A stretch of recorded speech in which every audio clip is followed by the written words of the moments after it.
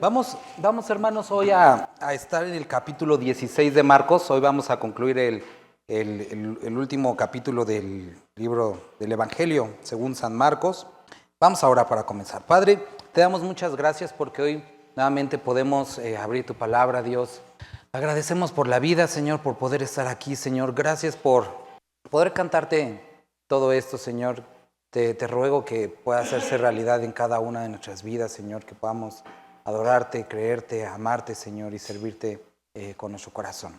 Te rogamos también que a través de esta porción que vamos a estar leyendo el día de hoy, nuestro corazón y nuestro entendimiento pueda ser estimulados a fe, Señor, que podamos recordar lo que has prometido, que podamos recordar lo que has hecho y que podamos sentirnos y sabernos plenos, completos, justificados y perdonados en ti. Te bendecimos, Padre, en el nombre de tu Hijo Jesús. Amén.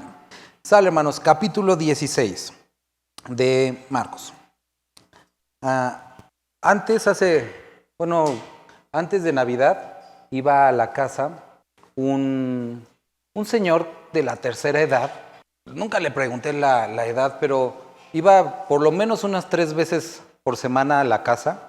Y aunque era grande, era de esas personas como de campo, con mucha fuerza, iba con su carretillita todas las semanas.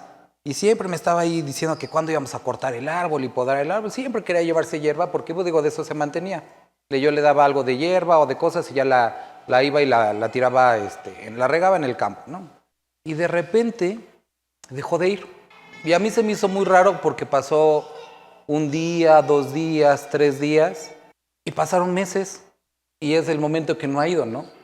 Obviamente entendí que algo había pasado y me puse a preguntar a los vecinos porque hasta donde yo supe, él vivía solo.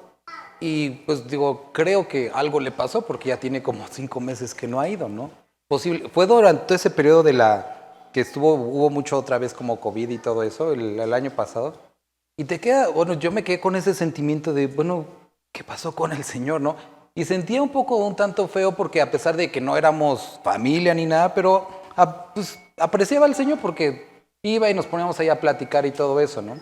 Al mismo tiempo en diciembre, van a decir esas historias al mismo tiempo en diciembre pasó algo curioso porque ahí en mi pueblito pusieron un Oxxo y ya nos sentíamos como primer mundo porque ya había Oxxo. Pero a alguien se le hizo buena idea en el 24 echar un cohete dentro del Oxxo y se quemó el Oxxo. La verdad me sentí como, no tristeza, pero sí sientes como que casi, ¿y ahora qué vamos a hacer, no? Regresamos a la prehistoria. Y eso pasó el 24 de diciembre. Y así como de pueblito, hasta la gente del pueblito salió a tratar de apagar el Oxxo porque era como importante, ¿no? Y es el momento que no lo han arreglado, sigue ahí quemado, ¿no? Y siempre que pasamos, mi hijo me dice, papá, ¿cuándo van a abrir el Oxxo? Le digo, no sé, y sí es algo como que de alguna forma se espera porque, lo que no encontrabas antes ahí estaba. Pudiéramos pensar, cuando vamos a leer capítulo 16, que el asunto de los discípulos estando tristes acerca de la muerte de Jesús, a lo mejor no todos lo piensan así, pero pudiéramos pensar que es algo similar, que simplemente les quitaron a un prestador de servicios. Se nos murió el que nos iba a salvar. Se nos murió el que nos iba a liberar. Pero para ellos no era así. Para ellos era algo personal. No era una muerte de un desconocido. Era la muerte de alguien que se había convertido en su familia. Y eso es algo que a lo mejor no muchas veces piensas, no muchas veces pensamos acerca de la muerte de Cristo. Para ellos era algo personal. Últimamente que hemos asistido a algunos funerales, la semana pasada, el de la mami de Fer, me he puesto mucho a pensar en ese momento en que mis papás se vayan con el Señor, ¿no? Y pensaba ayer que estaba preparando esto, yo creo que cuando esté ahí yo no voy a estar triste porque me dijo que íbamos a ir a dar la vuelta y no me lo cumplió. Eso va a ser lo último que piense, va a ser, y sabemos a dónde va, sé que va a la presencia del Señor, pero es la cercanía, es el amor, es algo personal. Y quiero que ahorita que vamos a leer estas palabras en el capítulo 6 podamos entender eso. Para los discípulos era algo personal, era familia. Habían vivido con Él 3 años. 3 años. No era, y vuelvo a repetir, porque muchas veces nos quedamos que simplemente con la zozobra de, híjole, nos cumplió que era el Mesías y ahora no va a cumplir. Y ahora que, puede ser sí, Pero el asunto con ellos era algo más personal. Era la tristeza de alguien que amaban. Y ese es un amor que necesitamos considerar y repensar, que posiblemente, y sería triste, algunos de aquí no tuvieran hacia Cristo. No tanto como Cristo, el prestador de servicios de salvación, SCBDCB, sino mi Señor, el que está conmigo todo el tiempo, el que me ha amado, el que nunca me va a dejar. Hay una diferencia en eso. Cuando pasó el día de reposo, María Magdalena, María la madre de Jacobo y Salomé compraron especias aromáticas para ir a ungirle. Y muy de mañana, el primer día de la semana, vinieron al sepulcro, ya salido el sol. Pero decían entre sí, ¿quién nos va a remover la piedra de la entrada del sepulcro? Y estas mujeres, que la verdad los animaría en casa con detenimiento a meditar en las acciones de estas mujeres, son las mismas que estaban frente a la cruz. Son las únicas que no dejaron a Cristo. Sus discípulos lo abandonaron. Y ahí estaban ellas. Había parte como de tradición, vamos a decir costumbre, o no sé si utilizar la palabra, vamos a usar una tradición, incluso dentro de la cultura judía. Tenían esta idea, y esto no venía en la ley ni nada así, que durante los primeros 3 días el alma todavía estaba como por encima de la tumba, pero ya después al cuarto, cuando empezaba pues ya como más evidentemente todo este proceso se descompone el cuerpo, se apartaba, ¿no? Y entonces muchos tenían esta costumbre de ir y estar, obviamente no tocar, porque los contamina ceremonialmente, pero acercarse a donde estaban los sepulcros. Una idea que se ha transmitido en diferentes culturas. Vuelvo a repetir, esto no está en la ley, ni era algo nada que explica, o sea, no era cierto. Pero el asunto es que ellas vienen y nos dice que el motivo era porque como a Jesucristo lo bajaron de la cruz y lo metieron como repentinamente, o sea, fue todo muy rápido, no tuvieron tiempo para ungirle, que era algo que también se hacía comúnmente, que era poner algunas especies aromáticas a una forma de cuidado. No era para momificar el cuerpo ni nada de eso, sino era un acto, vamos a llamar de amor, algo que se hacía generalmente con los cuerpos, ¿sale? Ahora, dice que ellas iban, pero aquí hay algo interesante, dice el primer día de la semana, muy temprano, antes que todas otras personas. Dice, pero si ellos se preguntaban, bueno, ¿quién va a mover la piedra? Porque estaba pesada, estaban los guardias, y recordaba los otros evangelios. Y dice que llegaron y miraron y vieron removida la piedra del sepulcro, que era muy grande. Si recordarás, cuando leemos Proverbios, dice que a los que le aman, yo les amo, y a aquellos que me buscan temprano, me encuentran. Y podemos ver aquí algo hermoso, que estas mujeres lo hicieron muy de mañana y encontraron algo que no esperaban. Claro está, porque llevaban las especies para ungir a un muerto. Vieron que la piedra estaba removida y dice, cuando entraron en el sepulcro vieron a un joven que estaba sentado al lado derecho, cubierto de una larga ropa blanca, y se espantaron. Mas él les dijo, no os asustéis, buscáis a Jesús Nazareno, el que fue crucificado.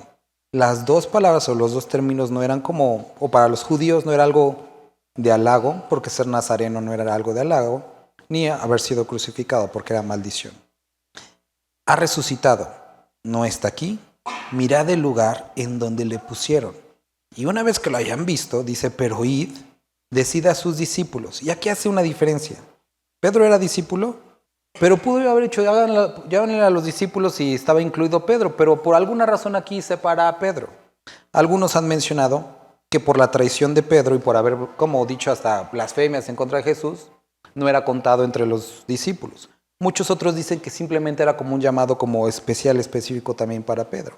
Pero vemos que existe una diferencia. Y creo que Pedro pudo haber entendido también la indirecta de decir, los discípulos y Pedro, ¿qué onda, no? Y Pedro también seguramente se sentía, porque lo vimos, lo leímos el capítulo pasado, lloró amargamente. Entonces el ángel les dice, pero id, decid a sus discípulos y a Pedro que él va delante de vosotros a Galilea. Allí le veréis como os dijo. Y ellas se fueron huyendo del sepulcro, porque les había tomado temblor y espanto ni decían nada a nadie, porque tenían miedo. Esto eran cosas que no eran naturales, no era normal. ¿Alguno de aquí ha tenido la oportunidad, más bien les puedo decir, cuántos muertos han visto resucitar el día de hoy? A lo mejor nuestro hermano Alex ha visto varios que se mueven y de repente brincan, pero de repente, pero de ahí a que el que se murió la semana pasada anda, o sea, no es algo común. Y creo que cualquiera de nosotros como que, no sé si algunos todavía tienen ese como sentimiento de ver una funeraria o las cajas o algo así, o sea, es algo que para la humanidad en general siempre ha sido como algo como de respeto, ¿no? Es normal que podamos leer que estas mujeres no solamente iban a buscar un muerto y no lo encontraron, porque ya se había ido, vieron a un ángel y aparte se les da un mensaje, Él ha resucitado. Y ellas fueron huyendo del sepulcro porque las habían tomado temblor, espanto, ni decían nada a nadie porque tenían miedo. Vamos a poner una pausa aquí y ahorita vamos a regresar y vamos a seguir con lo demás. Pero antes de continuar, posiblemente algunos de ustedes o algunos hayan leído o les hayan mencionado que el libro de Marcos acaba aquí, versículo 8, y que a partir del 9 hasta el capítulo 20 no existe, o bueno, dicen fue añadido. Me gustaría tomar unas 3 minutos porque para mí eso no es tan relevante, pero me gustaría poder explicaros del versículo 9 al versículo 20, muchos dicen que ha sido añadido. Existen 2 manuscritos que son los más antiguos del libro de Marcos. Estos manuscritos que son de los más antiguos, uno es del año 325 y el otro es del 346. Son 2 manuscritos griegos del libro de Marcos. Y estos 2 manuscritos, que son los más antiguos del libro de Marcos, no contienen la sección del versículo 9 al versículo 20. Algunos eruditos modernos, no todos, algunos eruditos modernos, basados en esto, mencionan que estas porciones fueron añadidas. El asunto con esto es, y eso es lo que nosotros debemos de considerar, que sí, aunque estos 2 manuscritos, que son los más antiguos, no lo contienen, existen muchos otros autores bíblicos, bueno, antes de ir a los autores bíblicos, existen 1600 manuscritos que sí lo contienen. Es decir, existen 2 que no, existen 1600 que sí. Primer asunto. Segundo, tenemos varios autores anteriores al 325 que citan versículos de Marcos. O sea, ellos no dicen, Marcos sí existía esto. No, simplemente los citan porque ellos los conocían. Uno de ellos, por ejemplo, es Papías, que él escribió en el 100 antes de Cristo, 100 después de Cristo, les dije, manuscritos de 325. Papías escribe mucho antes de estos manuscritos, citando Marcos capítulo 16, versículo 18. Otro es Justino Mártir, él cita Marcos 16, 20 en el año 151. El otro es Irineo, él cita Marcos 16, 3 en el 180. El otro es Hipólito, cita Marcos 16, 19 en el año 190. Lo cita un escritor llamado Vicente Obispo, que después lo vuelve a rester Agustín de Hipona. Es decir, muchos escritores, muchos teólogos, muchos pastores, comentaristas anteriores al manuscrito de 325 citaban los versículos de Marcos porque ellos los conocían, habían estado ahí. Entonces, dado que muchos los citaban y que hay gran cantidad de manuscritos que los contienen, esto es el 99% de los manuscritos lo contienen. Hay un erudito, aquí lo anoté, se llama A.T. Robertson. Él dice, y esto es como algo bastante lógico, Marcos no pudo haber acabado en el versículo 8 y como que dejar la historia a la mitad, porque todos los demás evangelios centraban toda la vida de Jesús y la concluían con el evento más importante, que era su resurrección. A menos que alguien lo hubiera interrumpido o que ese pedazo hubiera sido como quitado o lo hubieran rasgado. Dice, pero debido a la gran cantidad de evidencia por otros manuscritos y escritores, lo más probable es que estos versículos ahí siempre hayan estado. Otra cosa que me gustaría nada más que consideraran, y esto es algo personal, es que estos versículos que vamos a leer a continuación no dicen nada nuevo. Son simplemente palabras que se repiten de los otros evangelios. Describen hechos que otros evangelios, que hechos los describen, entonces no hay algo que digamos, ¿podrá ser que esto esté en la Biblia? Esto es algo que ya está escrito. Habiendo dicho eso, vamos a regresar al versículo número 6. Mas él les dijo, no os asustéis, buscáis a Jesús Nazareno, el que fue crucificado, ha resucitado, pero no está aquí. Mirad el lugar en donde le pusieron, pero id y decid a sus discípulos, y a Pedro, que él va delante de vosotros a Galilea. Posiblemente esta semana hayas tenido momentos negros como Pedro. Posiblemente tu relación con Dios ha enfriado. Posiblemente nunca la has empezado.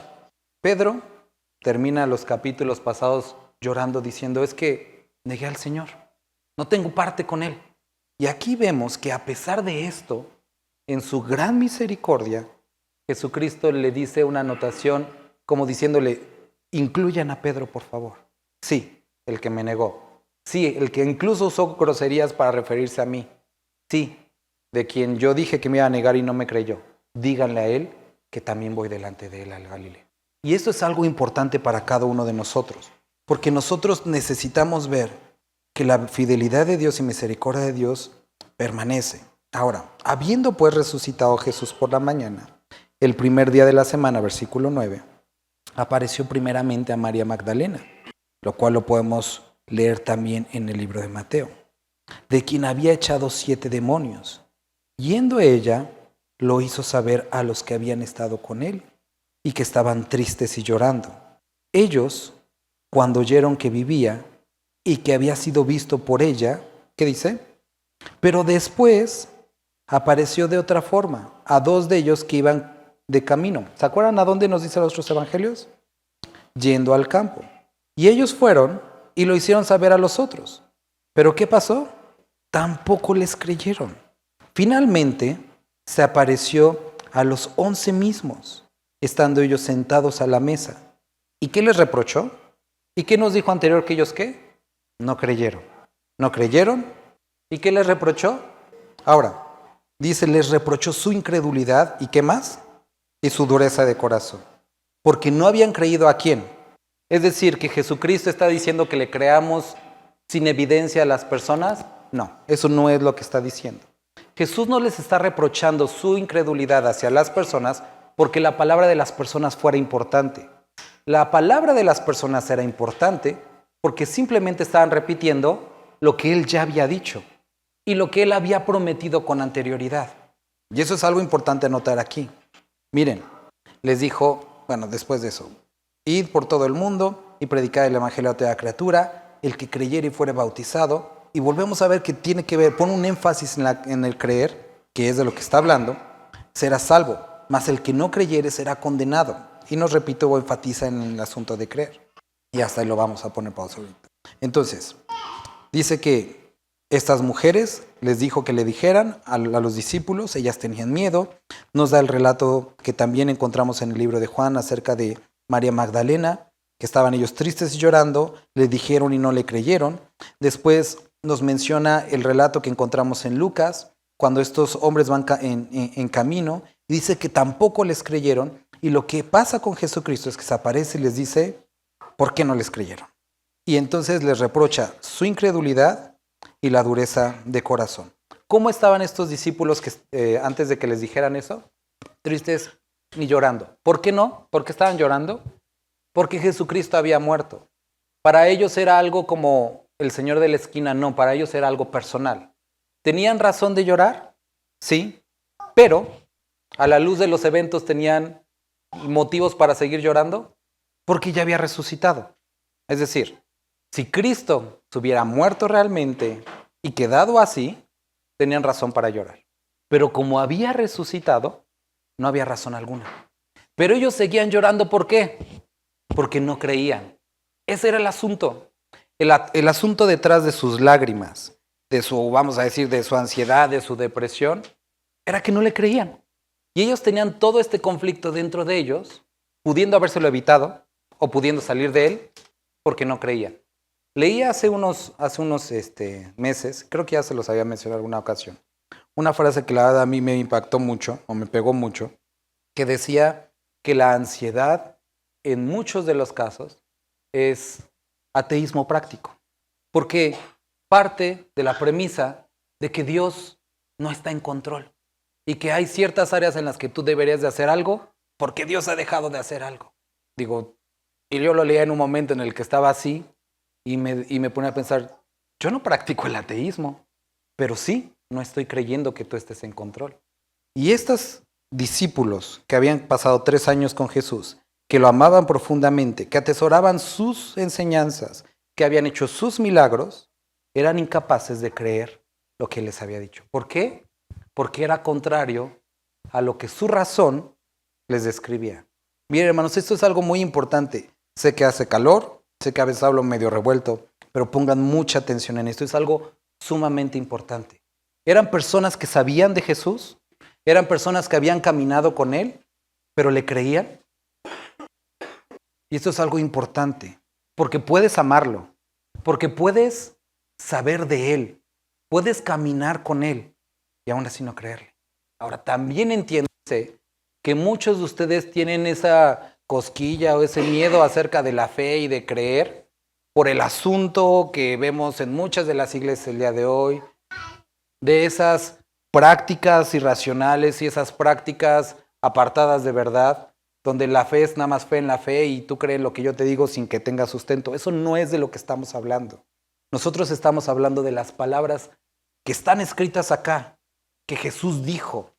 Y aún esas, muchos no las creen. Y ese es un gran problema, un gran conflicto. Porque nosotros vemos a un grupo de personas con un amor profundo, un dolor por Cristo, pero que no lo tenían que tener. O por lo menos ya no en ese momento, porque Él iba a resucitar. O no, más bien porque Él ya había resucitado. Y puede ser que muchas de las cosas que estés cargando el día de hoy, sea tristeza, enojo, depresión, ansiedad, frustración, qué sé yo, puedan ser producto de tu incredulidad. No en lo que tú quieres, sino incredulidad en sus palabras, en algún aspecto. Ahora, la incredulidad y la falta de fe no es, no es como, sí, yo creo, sino hay acciones correspondientes a esa fe que dices tener. Porque yo puedo decir, sí, creo en Dios, y mucha gente dice que cree en Dios, pero no hay un fruto, no hay una evidencia de esa fe. Y eso es algo que tú y yo debemos de entender el día de hoy. ¿Por qué hay tantas personas que el día de hoy, allá en mi pueblo, les encanta el carnaval? Empezó hoy, pero desde ayer ya andaban así, ya por las calles, en el carnaval. O sea, les encanta y se avientan como 4 meses de carnaval. Muchas veces llega, por ejemplo, diciembre, y durante los eventos de diciembre se disfrazan y están de carnaval. Lo cual es como absurdo porque dices, bueno, no que el carnaval era antes de, bueno, ya pasó mucho tiempo, ¿no? Pero ese mismo, como, dizque prácticas que en algún momento tuvieron tintes religiosos y todo eso, son contrarias a la fe. Muchos llegan a Semana Santa y llega el tiempo de, según esto, consagrarse a Dios para ellos, pero siguen de carnaval. A donde quiero ir con esto es que hay muchas personas que dicen creer, pero que sus hechos lo niegan. ¿Por qué? Porque no le han creído. Me gustaría que pudiéramos ir a Daniel, capítulo 3. A ver si llegaste. El rey Nabucodonosor hizo una estatua de oro cuya altura era de 60 codos y su anchura de 6 codos. La levantó en el campo de Durán, en la provincia de Babilonia, y envió el rey Nabucodonosor a que se reuniesen los sátrapas, los magistrados y capitanes, oidores, tesoreros, consejeros, jueces y todos los gobernantes de la provincia para que viniesen de dedicación. Si no conoces la historia, entonces lo que hacen es que obligan a todo mundo, no importa, no importando la religión, no importando las prácticas que tuvieran, no estaban de hecho atacando las prácticas de nadie, simplemente les pidieron, cuando suene la bocina, cuando suene el tamborín, pueden continuar con sus prácticas, pero cuando escuchen eso, se van a postrar delante de la imagen. Y es lo que muchas personas o muchas veces la sociedad del día de hoy hace. Mira, qué bueno que seas cristiano. Mira, sí, sigue siendo cristiano, pero cuando te llamemos o cuando te requiramos, aquí vas a estar. Esto es lo que estaba sucediendo. Ahora, dice en el versículo 8, Por esto en aquel tiempo algunos varones caldeos vinieron y acusaron maliciosa. Vamos a rezarnos para que vean la historia. Y cualquiera que no se postre, versículo 6, y adore, inmediatamente será echado dentro de un horno de fuego ardiendo. Por lo cual el oír todos los pueblos al son de la bocina, la flauta, el tamboril, el arpa, el salterio, la zampoña y todo instrumento musical, todos los pueblos, naciones y lenguas se postrarán y adorarán la estatua de oro que el rey Nabucodonosor había levantado. Por esto en aquel tiempo algunos varones caldeos vinieron y acusaron maliciosamente a los judíos, hablaron y dijeron al rey Nabucodonosor: Rey, para siempre viviré. Tú, oh rey, que has dado una ley que todo hombre al oír el son de la bocina, la flauta, tamboril, el arpa, el salterio y la zampoña, y todo instrumento de música se postre y adore la estatua de oro, y el que no se postre y adore sea echado dentro de un horno de fuego ardiendo. Hay unos varones judíos los cuales pusiste sobre los negocios de la provincia de Babilonia, Sadrach, Mesach y Abednego. Estos varones, oh rey, no te han respetado, no adoran tus dioses ni adoran la estatua de oro que has levantado. Entonces el rey Nabucodonosor, con ira y con enojo, que le trajesen a Sadrach, Mesach y Abednego, al instante fueron traídos estos varones delante del rey. Entonces vemos que ellos tenían una convicción. La convicción era: oye Israel, nuestro Dios uno es. A Él solamente adorarás, a Él solamente servirás. Esa era su convicción, esa era su fe, solamente Dios.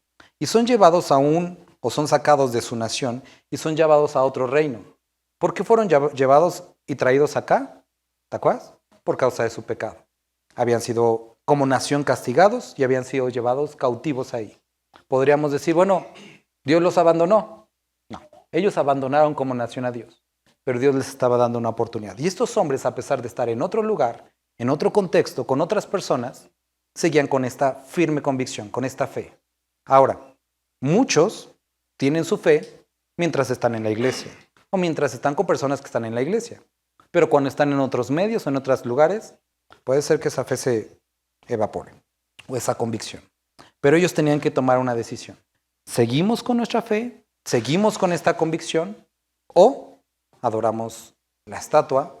Y quiero que notes, pudieron ellos haber dicho, bueno, nos vamos a hincar, pero en mi corazón, Dios, perdóname, perdón. O sea, pudieran decir, pero no lo voy a hacer de corazón.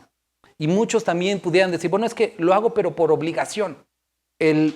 ¿Cómo se llama? El miércoles, en la porción que estábamos leyendo en Samuel, estábamos hablando acerca de cómo muchas veces, muchas personas actúan o justifican su actuar diciendo, es que actué bajo órdenes, de modo que no obedeciera. ¿Vale? Ellos estaban en esta situación. Ahora, el asunto para ellos no es que los fueran a correr o a despedir, o que fueran a quedar mal con la familia, o que ya no los fueran a invitar a la comida o cenar familiar, o que fueran a pedir ciertos privilegios, o que se fueran a burlar de ellos. El asunto aquí es que la pena era la muerte. Y no cualquier muerte, sino era ser quemado vivo.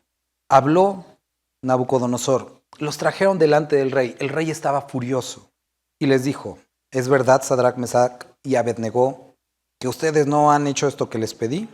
Dice, ahora pues, ¿estáis dispuestos para que a oír el son de la bocina? Dice, les voy a dar una oportunidad de la flauta, del tamboril, del arpa, del salterio, de la zampoña y de todo instrumento de música os postréis y adoréis la estatua que ha hecho, porque si no la adorareis, en la misma hora seréis echados en medio de un horno de fuego ardiendo. ¿Y qué Dios será aquel que os libre de mis manos? Y por favor, lee este desafío. Si ustedes no me adoran o no adoran la estatua que yo puse, nadie los va a poder salvar. No hay quien los pueda salvar de esto. Nosotros románticamente podríamos decir, sí, pero yo tengo mi fe en Dios, pero no estabas en esa situación, donde era eminente la muerte. Ahorita vamos a ir a su respuesta, pero considera por favor esto. Nosotros tenemos la palabra de Dios. No solamente tenemos descrito, como lo que estamos leyendo el día de hoy, este acto de resurrección, y ahorita vamos a ver las implicaciones que tiene la resurrección. Tenemos promesas, tenemos instrucciones, tenemos una explicación de lo que le agrada a Dios, de quién es Él, de lo que requiere de nosotros. Y muchos lo hemos leído, pero no lo hacemos. Ahora, quiero que notes que aquí los está llevando a un punto en el que tienen que decidir creer en lo que Dios dice o salvar su vida. Y muchas veces, con cosas muy simples, nosotros renunciamos a este creer en Dios. Recuerda lo que dice Hebreos, que los que se acercan a Dios tienen que creer que le hay. Eso es lo que agrada a Dios. Cuando nosotros leemos asuntos como, por ejemplo, lo que compartíamos hace ya unos meses, ¿no? De ora por los enfermos. ¿Hay algún enfermo? ¿Hay algún enfermo? Llámalos a los ancianos. Únjanlo con aceite, la oración del justo. Pero entonces viene un problema. ¿Y qué pasa si oramos y no sanan? Ese no es tu problema, hermano. Y puede ser que nos estemos orillando a este punto, pero ¿qué pasa si no pasa? Ese no es tu asunto. La palabra de Dios te pide que lo hagas.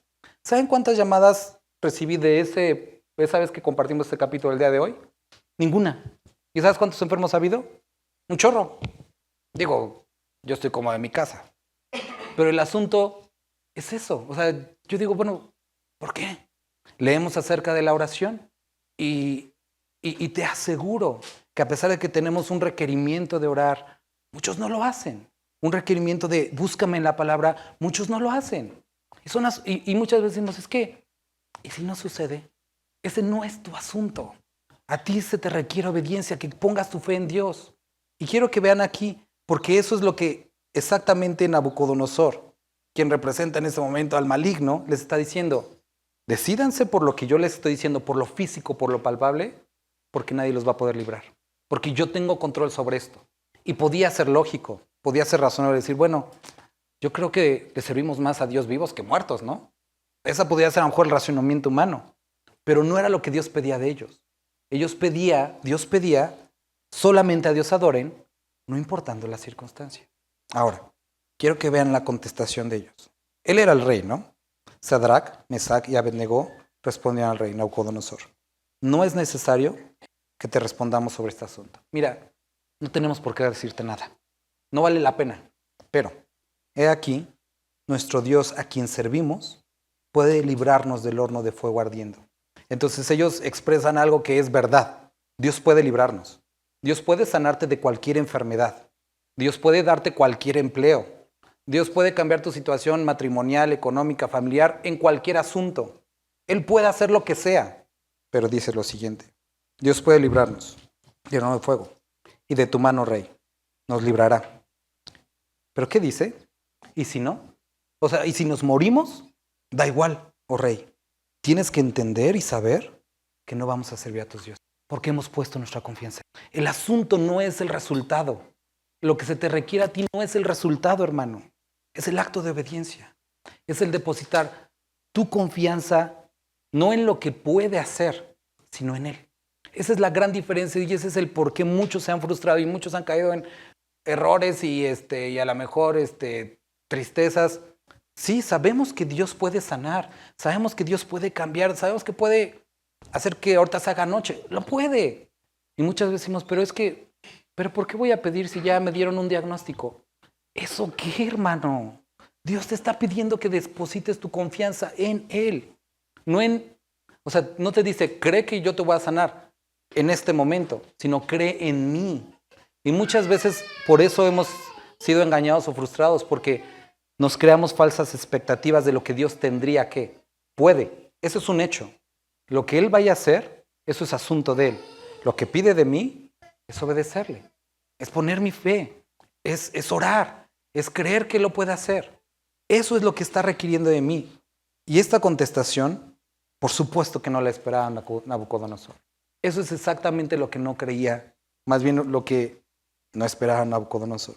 En esta semana, mi esposa estaba enferma, como les puse, y que ya fue el martes que empezó ya con síntomas desde el lunes, y ya desde el martes la pusimos en aislamiento, le hicimos la prueba y sí resultó que era influenza, ¿no? Y entonces ahí estoy contando los días para ver si ya no nos van a contagiar los niños, si no me voy a contagiar yo. Y ayer era el último día, como para decir, como que ya brincamos el contagio. Y todos los días estuve tranquilo, todos los días, hasta ayer. Yo ya quería que acabara el día, decía, ya que se acabe el día para que ya la brincamos. Y empecé a escuchar esta voz en mi corazón y en mi mente que decía, Dios está esperando al último momento para que quiere que te hagas toda la ilusión y para que cuando falte una hora para que acabe el día, se enfermen y entonces para que tengas que confiar en Él. Yo dije, ay no, Dios, que no nos vamos a enfermar al último momento. Y entonces, es que empecé a sentir rara, así como, ya empecé como con esas ondas así de, siento que me falta la respiración y empecé con todo este asunto de, ¿por qué harías eso, Dios? ¿Por qué esperarte hasta el último momento? ¿Por qué ilusionarme para después como hacerme sentir mal? Hasta que entendí de dónde venía ese pensamiento, que obviamente no venía de Dios. Y entonces el pastor recordó lo que iba a compartir, y dije, Dios, tú puedes sanarme, pero si no, nada cambia, nada cambia. Tú puedes evitar que nos contagiamos, y si no, nada cambia. No me debes nada, no me debes absolutamente nada. Por tu misericordia estoy vivo. Entonces yo voy a seguir creyendo en ti porque mi fe no está basada en la sanidad. Mi Dios no es la sanidad, mi Dios no es el dinero, mi Dios no es el trabajo, mi Dios no es la familia, eres tú. Y tú permaneces. Y ese es el asunto, hermanos. Ese es el asunto que nosotros vemos aquí descrito. Y cómo fue desarmado Nabucodonosor con algo tan simple. Nosotros creemos en él. Los discípulos, y quiero que veas que pueden ser limitantes, conocían, amaban, pero en este punto en específico que él ya les había mencionado, no creían. ¿Por qué es importante la resurrección? La resurrección es importante porque valida el sacrificio de Cristo. ¿A qué me refiero? Había una festividad judía, el Yom Kippur. Durante esta festividad, ya lo habíamos visto, lo que pasaba es que el sacerdote entraba al templo, o cuando iba a entrar al templo, primero ofrecía sacrificio por él y por su familia. Si lo había hecho bien, entraba y no se moría. Pero si lo había hecho mal, se quedaba muerto dentro del templo. Supongamos que salía bien todo el sacrificio. Entraba al lugar santísimo una vez al año y en tinieblas, en obscuridad, alzaba la cortina y vertía carbones sobre el trono de gracia. Y cuando el sacerdote volvía a salir, todos estaban fuera, como que esperando de, ojalá si salga, porque si no sale, nuestros pecados no van a ser cubiertos por un año y estamos amolados. Pero cuando el sacerdote salía, quería decir que el sacrificio por ellos, por él y por el pueblo había sido aceptado y todo el mundo explotaba en alegría. Esto es lo que está haciendo Cristo. Cristo, nuestro sumo sacerdote, como menciona el libro de Hebreos, entra, queda en la tumba, como en obscuridad, y en ese trono de gracia, nosotros, ¿recuerdan el relato que vimos en Mateo? Que los querubines de un lado, de otro, como el arca de pacto, Jesucristo, su cuerpo estando ahí, en sacrificio por nosotros, lo que había sucedido en la cruz, sale nuestro sumo sacerdote, y entonces es evidente que el sacrificio fue aceptado, y que el consumado fue de veras. Eso es el primer elemento. ¿Por qué es importante la resurrección? Porque todas las palabras de Cristo son validadas, sus promesas son aceptadas y son tomadas por ciertos. Hebreos capítulo 7, versículo 25 nos dice que también a través de este sacrificio, de esta resurrección, Él intercede constantemente por nosotros. No solamente esto, 1 Tesalonicenses 4:14, y después si quieres léelo, dice que a través de esto somos unidos con Él y podemos tener la aspiración de estar con Él. 1 Pedro 1:13 nos da vida y nos da esperanza. 2 Corintios capítulo 5, del versículo 14 al versículo 15, este versículo que es bonito, dice que el amor de Cristo nos constriñe.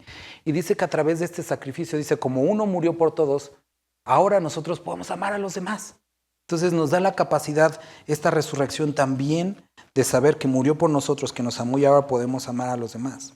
Ahora, Pablo, finalmente, y este capítulo que conocemos en Corintios, si Cristo no resucitó, vana es nuestra fe. Pero como Cristo resucitó, entonces podemos tener esperanza. Ahora, seguimos teniendo aquí a los discípulos y les reprochó su incredulidad. Ahora, posiblemente, el asunto de toda esta plática que estamos teniendo es Dios reprochando o Jesús de alguna forma recordando a tu corazón. ¿Por qué no me crees? ¿Por qué con el asunto que has estado atravesando esta semana no me crees? Si ya resucité, si mis promesas son verdaderas, si te dije que estoy contigo todos los días hasta el fin del mundo, si no escatimó Dios el dar a su propio Hijo, que no puede con todas las demás cosas, ¿por qué no me crees? Probablemente esté apuntando a la dureza de tu corazón, que te has llenado de tantas cosas que a lo mejor te impiden ver la sencillez de esto. Es simplemente depositar tu confianza en Él. Y les dijo, versículo 15, id por todo el mundo, predicad el evangelio a toda criatura.